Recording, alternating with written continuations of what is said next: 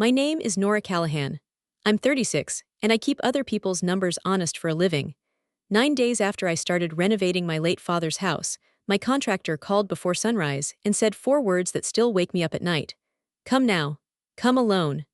12 minutes later, I pulled into the driveway and found a patrol car parked where my father's truck used to sit. What the detective showed me on a laptop propped on a sawhorse turned my stomach to ice. And what I found bolted behind a stud 3 hours after that proved my father, a cabinet maker who said maybe 200 words a year, had built this entire ambush before he ever stopped breathing. By Friday, I was sitting across from a prosecutor with a pen in my hand, making a decision no daughter should have to make. Welcome back to Quiet House, Loud Truth, where the families that taught us to whisper finally get talked about out loud. If you've ever learned the hard way that a funeral shows you exactly who someone is, drop a comment and subscribe, because this story begins with a hole cut into a pantry wall and ends with the one thing my family could never manage to hide: the truth. My father, Thomas Callahan, spent 41 years building cabinets, and he treated sentences the way he treated hardwood: never wasted, never rushed. He died in February, 68 years old, of a heart that had been failing quietly for 2 years without telling a soul. Most him thing he ever did, dying without bothering anybody. My Uncle Pete found him at the workbench, a rag still folded in his hand. Doctors called it sudden. It wasn't. He'd known for months and decided the news wasn't worth the fuss. The will was simple because I'd helped him sort his paperwork 2 summers earlier. I was named executor. The house on Larkspur Lane, the one he kept after the divorce, the one he grew up in, came to me alone. My sister Dana got his truck and a small insurance payout. My mother, Vivian, got nothing. She divorced him 6 years prior and signed a clean settlement. The law doesn't care how a family feels about paperwork. It only cares what the paperwork says. I'm an accountant. 12 years of watching what money does to grieving people has taught me to be precise. I never wanted the house. I wanted my father back. The house was just what the paperwork handed me instead of him. At the service, my mother squeezed my wrist and murmured something I didn't understand until much later. Don't worry, sweetheart. That house will stay where it belongs.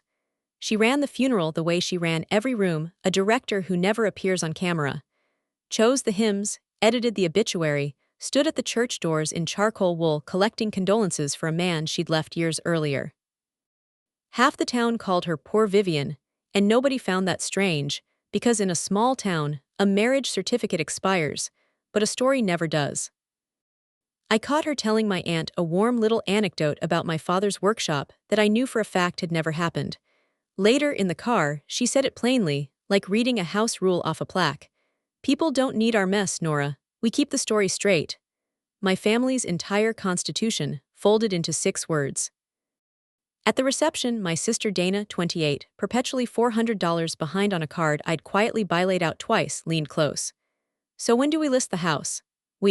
I told her the will still had to clear probate, true, and that nothing was being listed, which she didn't hear, already 3 sentences into a story about her friend's realtor. Neither of them asked what I wanted. I didn't say it either. I filed the conversation away, same as I'd been filing things for this family for 20 years. What I couldn't file away was the question underneath it. My careful, silent father had left the house to me alone, and I had no idea why. That answer took exactly 2 more weeks. In his last 2 years, my father had quietly been fixing up the house himself, one exhausted weekend at a time, on a heart already failing. New subfloor in the hallway, half the kitchen rewired. On his workbench, a notepad with a punch list in carpenter's pencil.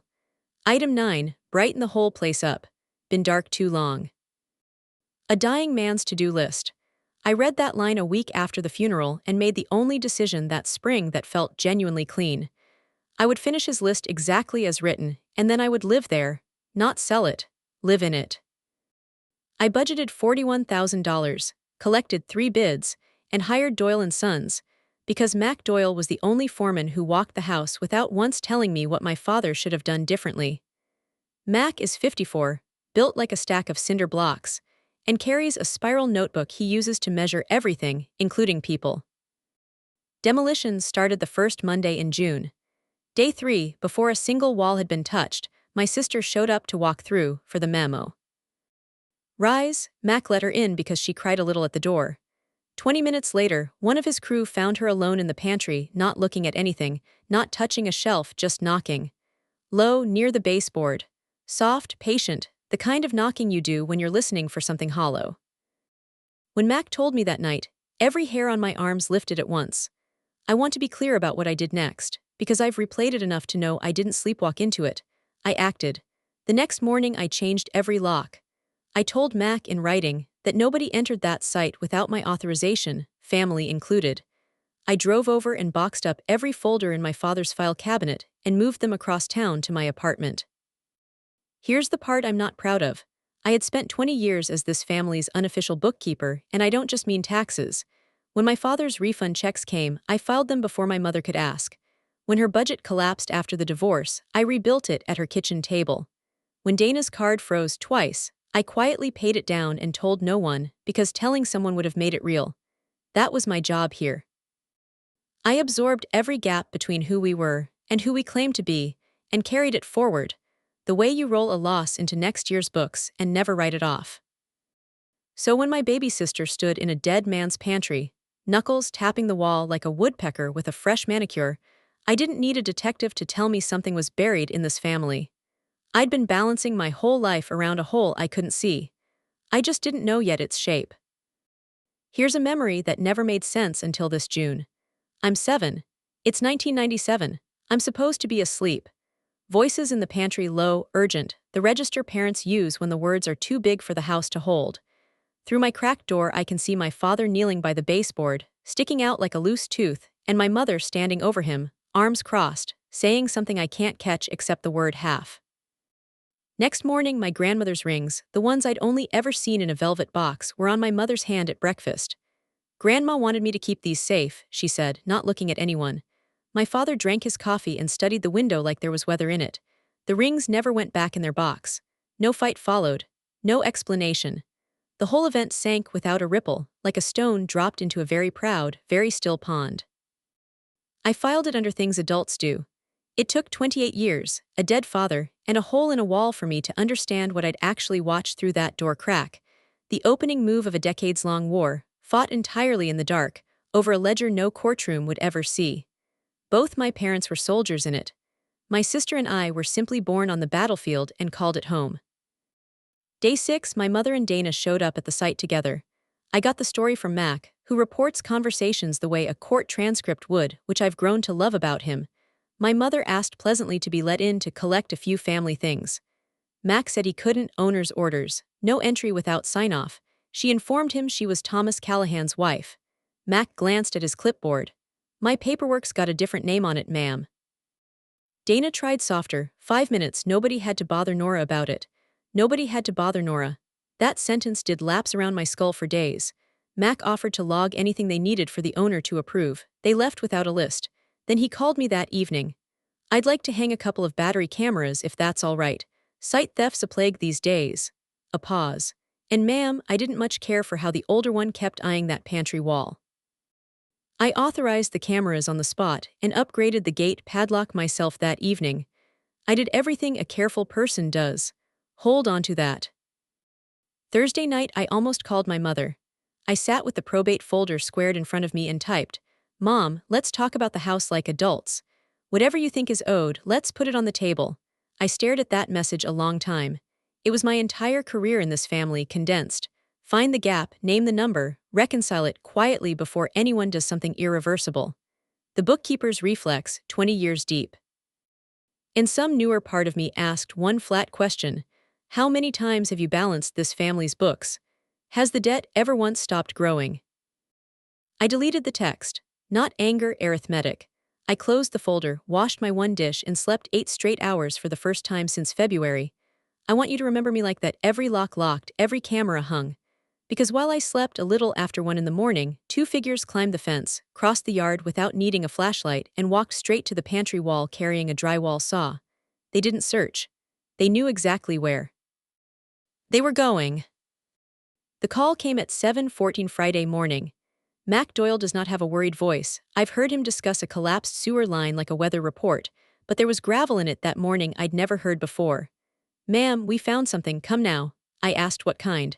Then he said the sentence I'll hear for the rest of my life. Don't call your mother or sister. Not yet, please, please, from a man who says ma'am to fence posts. I don't remember locking my apartment. I remember counting what I knew, the way I always do under pressure. Something was found. It involved my mother and sister, or Mac wouldn't have fenced them out of the call.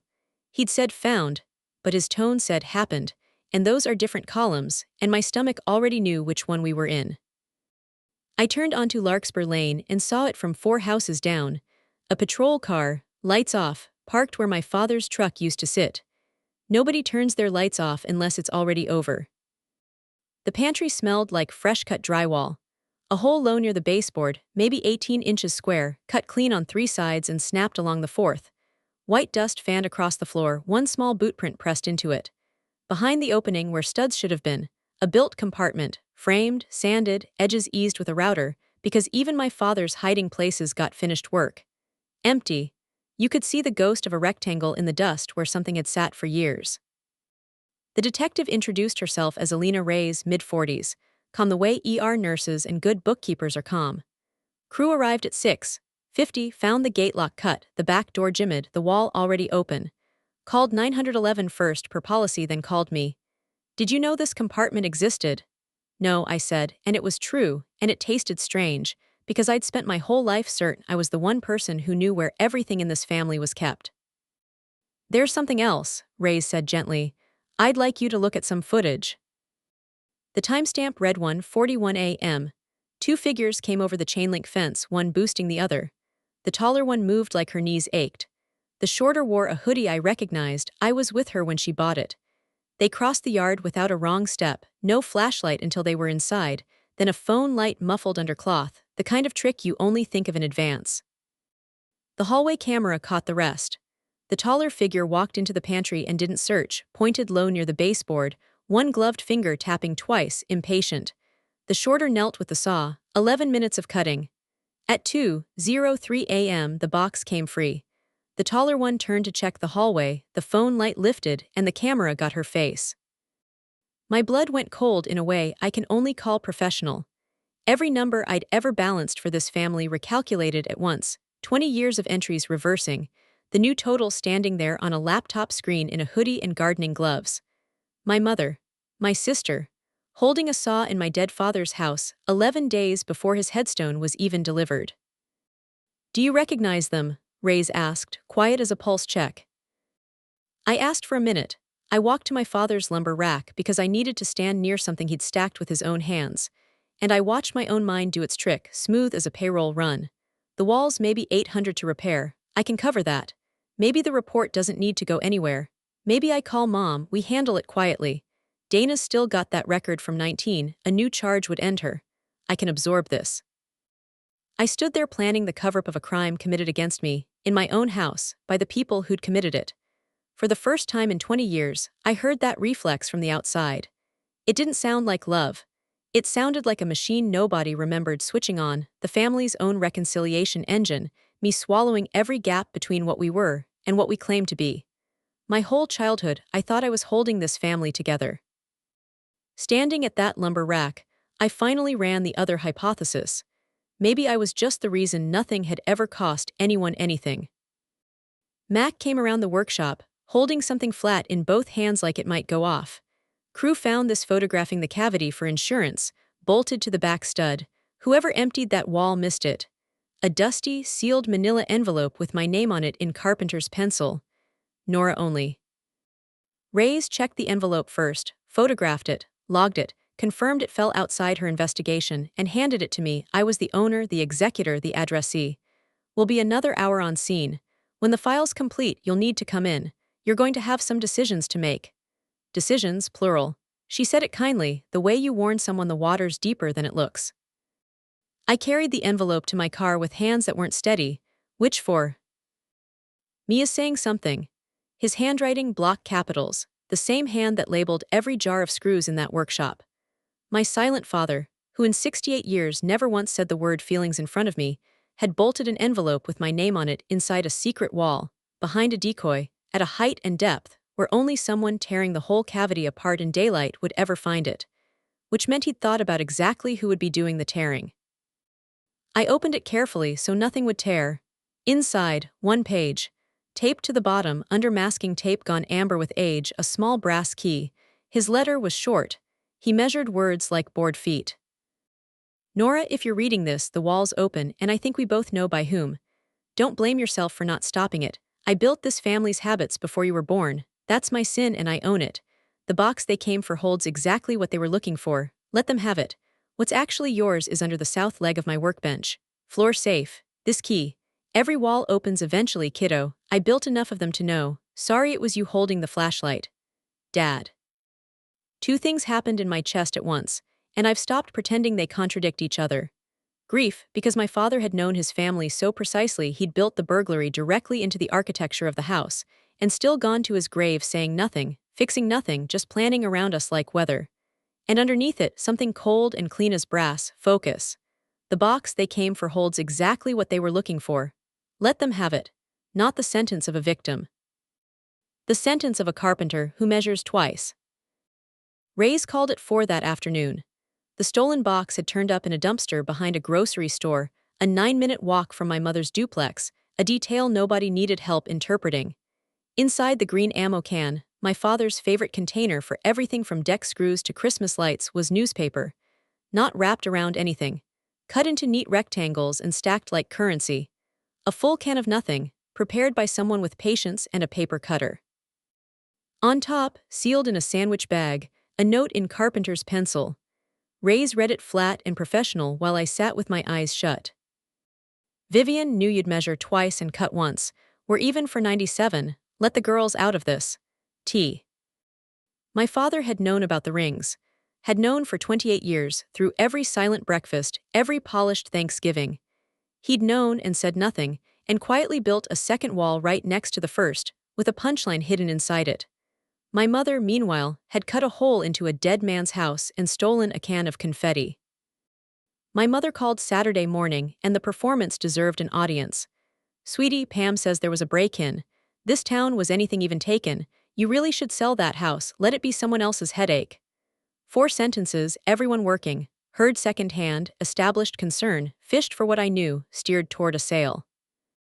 I gave her the accountant special, true, minimal, useless. Police are handling it. Insurance is covering the wall. A pause. I could have parked a truck inside. Then, softer, in the voice she saves for house rules. Well, whatever happens, we handle things as a family. We keep the story straight, Nora. No police in family matters. Third time in my life I'd heard those exact words. First time I understood what they actually were, not wisdom, not dignity, a gag order handed down like a casserole dish, mother to daughter, generation to generation. The story's with the county now, Mom, I said, technically a fact about paperwork. She laughed her hostess laugh and pivoted to Pam's hip. Here's the detail that still crawls under my skin more than the footage did. In 4 minutes of concerned conversation about a burglary at her ex-husband's house, my mother never once asked what had actually been inside that wall. You don't ask questions when you already think you know the answer. I took my Uncle Pete to the diner and put it to him straight. 1997, the rings, the baseboard. He wasn't even surprised, just relieved, like a man finally allowed to set down a ladder. The rings had been meant for my father's daughters someday. He hid them because by 1997, the marriage was a cold war over money. My mother had spent them into 3 separate foreclosure scares, not maliciously, Pete said, just relentlessly, plugging the hole in herself with catalog orders while my father plugged his with hidden cash, each certain the other had started it. My mother found the cavity that spring, took the rings, and said it once out loud. Half of everything in this house is mine. Then the family did what my family does. Nothing. Your dad wanted to raise it at Christmas, Pete said. Your grandmother talked him out of it, said a scandal costs more than rings. He looked at me, tired and fond. Your father built cabinets his whole life, but the first secret compartment in that marriage wasn't his, and it wasn't the last one either. He just built the better ones. I drove straight to the workshop and knelt at the south leg of the workbench. The floor safe was exactly where the letter said, hidden under a trapdoor fitted so tight you'd have missed it even with a reason to look. The key turned like it had been oiled in anticipation. Inside, cash banded by denomination, $26,400, decades of quiet money, the retirement he never lived to spend. a folder of originals, deed, discharge papers, title history back to his own father. And 23 envelopes, bundled by decade, each labeled in carpenter's pencil with a year and a name. Nora 1990, Nora 1995, Nora 2006. Letters unsent, one for nearly every year of my life, from a man who in person could barely manage how was school. I opened the one marked with last year. I won't read you all of it, but I watched you carry this family's ledger since you were 12 and I let you because it was easier than opening my own. That's the coldest thing I ever did to anybody. And further down, money hidden in a wall doesn't grow, kiddo, it just waits. And it teaches everyone in the house how to dig. Everything I hid because of her. Everything she took because of me. Don't inherit the war. Here's exactly what I did. All of it in daylight, on paper, my own name signed at the bottom. Because I'd finally found the actual disease running through this family and intended to be the last stop on the line. Monday, 9 a.m., I sat with the estate attorney and amended the probate inventory. $26,400, found on the premises, property of the estate, deposited, taxed, because that's what the law requires, even though it took me one morning to put back on the books what my father hid for 40 years. My hands shook doing it. Then I drove to the station and handed Ray's everything else, the decoy note, and the fact that 1997 referred to a prior incident, meaning the wall's existence had been known to at least one person long before that night. Evidence that mudded my own clean victim story, because the full truth included my father's game too. Ray's looked at the photos, then at me. Ms. Callahan, you're the first person all year who's walked in here and handed me the inconvenient half of their own file. I told her the truth. I'm an accountant. A ledger that only shows one column isn't a ledger, it's a story, and my family already had enough people keeping the story straight. Wednesday, the conference room had a coffee maker older than my sister and a whiteboard nobody'd fully erased since Christmas. Ray's laid out 8x10 stills, the pointing finger, the saw, the face turning into the phone light, 2:03 a.m. burned into the corner. Ada Marcus Holt came in for 90 seconds and laid out the mechanics without drama. Breaking and entering, petty theft, the appraised value of a can of shredded newspaper being technically zero, which he noted was the first time a victim's own father had preemptively devalued the stolen goods. The county had a first offender diversion track that fit, but nothing moved without a signed complaint. You have until Friday, close of business. After that, this file quietly closes itself. Ray squared the photos. For the record, do you recognize the individuals in these images? I looked at the faces I'd known longer than my own reflection. I need until tomorrow morning, not to decide whether I know them, to decide what I still owe them. My doorbell rang at 9 that night. Dana alone, no makeup, wearing the actual hoodie my sister has never once considered forensic evidence, holding a bag of the candy we split as kids. She talked 10 straight minutes, and the shape of the flood told me exactly where the water had been. Mom had said it wasn't stealing, you can't steal what's already yours. They were just taking back what Dad owed her. Dana needed money, the card had frozen again, there was a payday loan I hadn't known about. And Dad left you everything, Nora, so what's one box out of a wall? Then the thing the flood had been circling. You can't sign anything nor, family handles family, we don't do police. I asked the only question I'd been carrying since the laptop screen. Who held the light, Dana? My sister went completely still. I watched her run the family arithmetic, protect Mom, protect the story, and for the first time, watched it fail to add up. She didn't answer. She set the candy on my counter like an offering, said please in a voice from when she was 6, and left. I didn't sleep much, and I'm glad, because that night deserved witnesses. I spread my father's letters across the table and made myself do the exercise I make clients do when they can't see their own business clearly. Write down what the money story is really about. Mom didn't cut that wall for a can of cash. She cut it because for 31 years she kept a ledger no court would honor.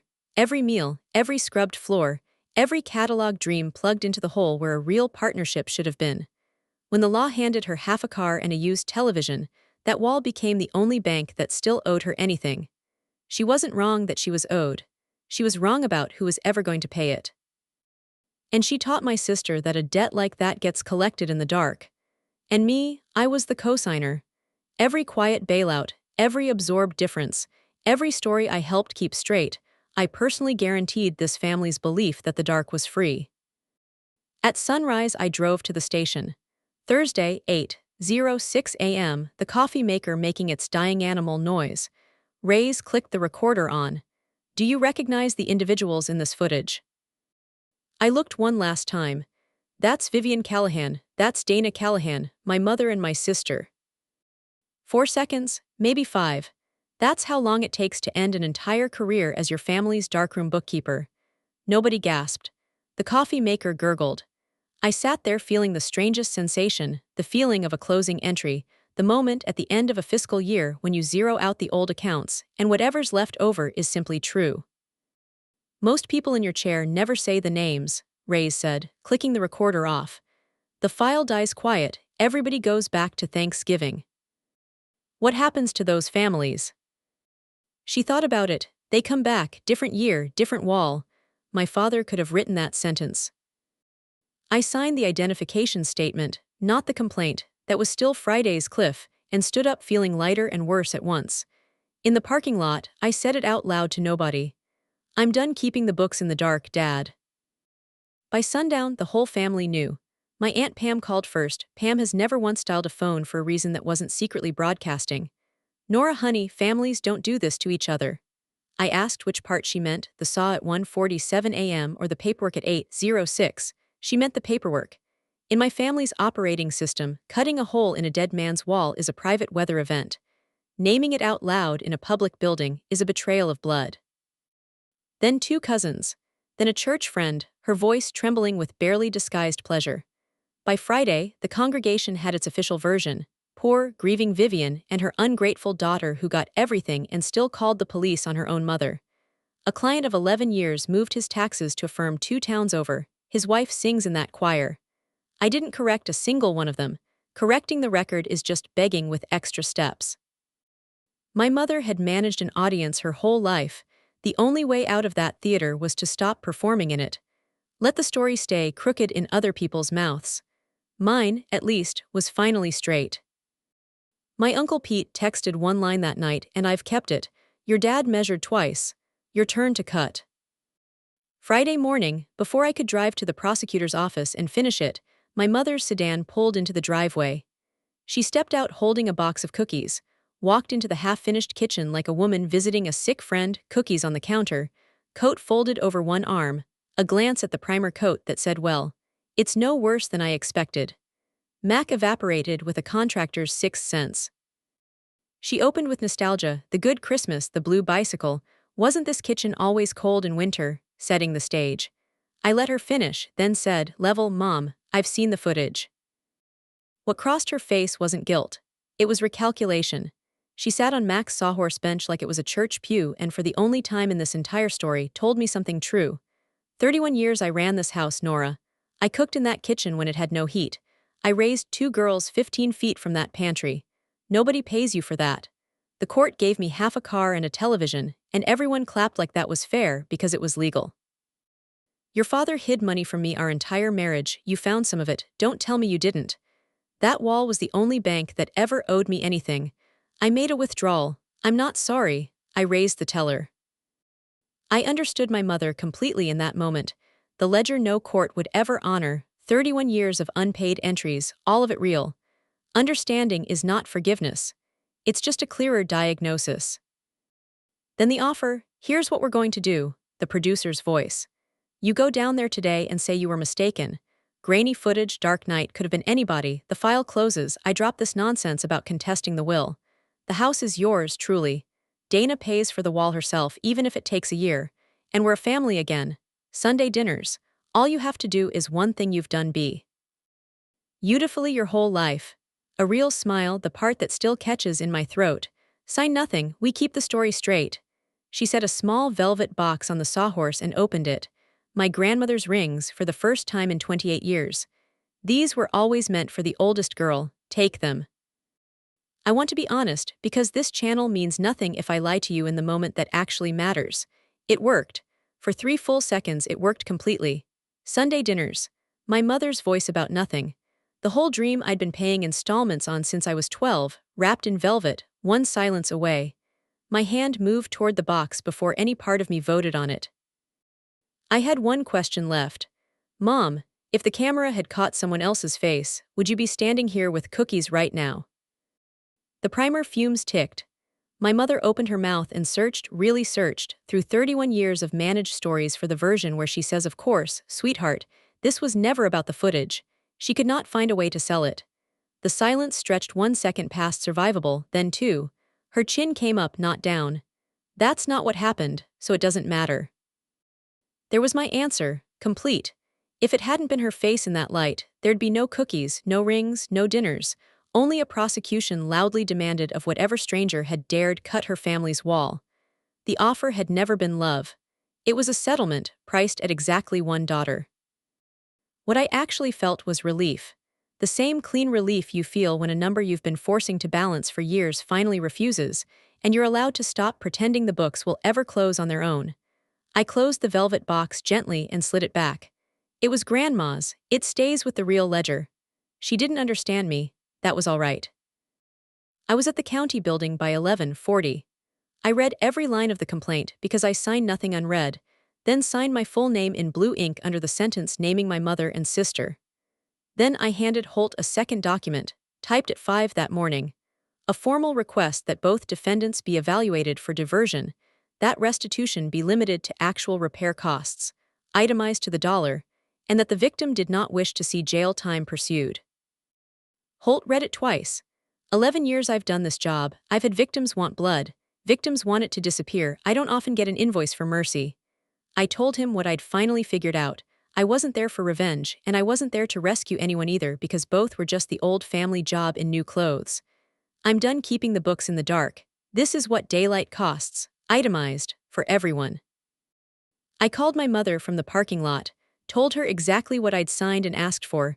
A long silence then, in a voice with no key at all. The story was never crooked until you, Nora. The story was never straight, Mom, I said. It was just quiet.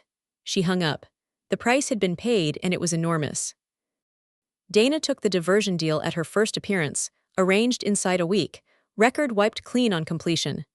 She cried in the hallway, 3 seats down from me, and I didn't go to her, and that was the hardest bookkeeping I've ever done. My mother briefly fought it. Hired a lawyer, was going to put the whole history on the record in open court, the marriage, the hidden money, 31 years of unpaid everything. For 9 days she held that line. Then her own attorney explained the obvious part: a trial is public, reporters are public, the choir hears everything. My mother, who cut a hole in a dead man's wall at 1:47 a.m. rather than let a neighbor glimpse her need, was never going to let her story run crooked in public.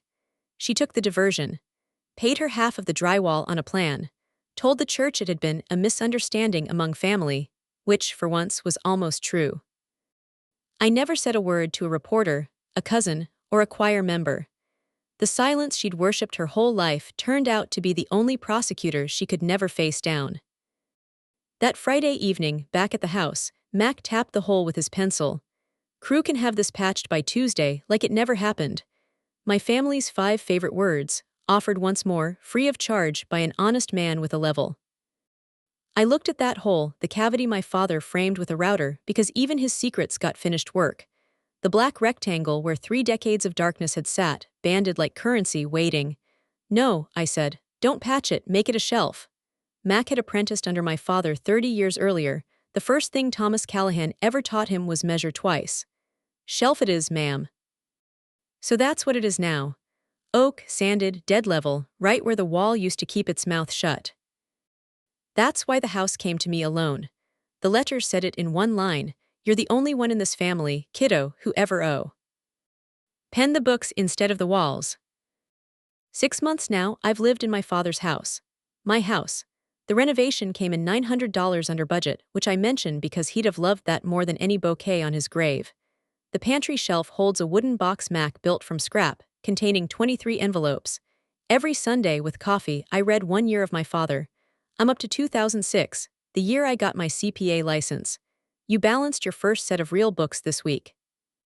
I hope somebody someday teaches you that you're allowed to charge your own family too. I laughed out loud, alone in a kitchen. Then I cried. Both felt fine. Dana finished her program in November, record clean. Every month, a check arrives for her share of the repair, with tiny memoline telegrams, wall part 3, wall part 4. In December, on a rainy Tuesday, I found my father's wristwatch on my porch, set carefully out of the wet. The one Dana had quietly taken off his workshop windowsill back in February, because taking things in the dark was the only family language anyone had ever taught her. Underneath it, a note. He'd want it in the house. I put the watch on the pantry shelf beside the letters. It still keeps perfect time. We're not healed, my sister and I, but somebody's finally paying down the right debt. In daylight, on the record. My mother hasn't called. She tells her version at church: a misunderstanding, a grieving widow, an ungrateful daughter, and the people who need that story still believe it. I've made peace with playing the villain in a theater I no longer attend. My aunt stopped inviting me to holidays, which has cost me considerably less than the stamps on her cards used to. In late October, I saw her across the pumpkin tables at the farmer's market, examining squash like it owed her an apology. We held it there for 3 seconds, the whole 36 years of it suspended over the gourds. Neither of us moved. I want to be honest because I don't have a clean ending to give you. It still hurts. Choosing daylight doesn't numb anything. It just stops the interest from compounding. She's my mother. She was also the collector of a debt she decided I owed her from birth. Both facts live inside the same woman, and I finally love her from the one distance where both get to stay true. That Sunday, I read the letter marked 2007, my first year of college. The girl carries this whole family on her back and calls the weight love. Somebody, someday, needs to tell her to set it down. Somebody did, Dad, you did. It just took a wall coming open first. Every wall opens eventually, kiddo. My father spent 41 years building hiding places and left me the key to the last one. The only thing worth keeping inside it turned out to be this: a family isn't the thing you protect in the dark. It's the thing that can survive the light. That's my story: one wall, one brass key, 23 letters, an oak shelf standing exactly where the dark used to live.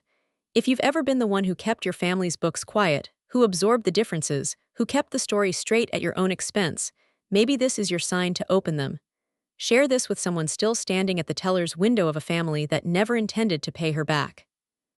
Tell me in the comments what you would have done that Friday morning, pen in hand, cookies on the counter. Subscribe if this one landed somewhere true. I'll see you in the next one, in daylight.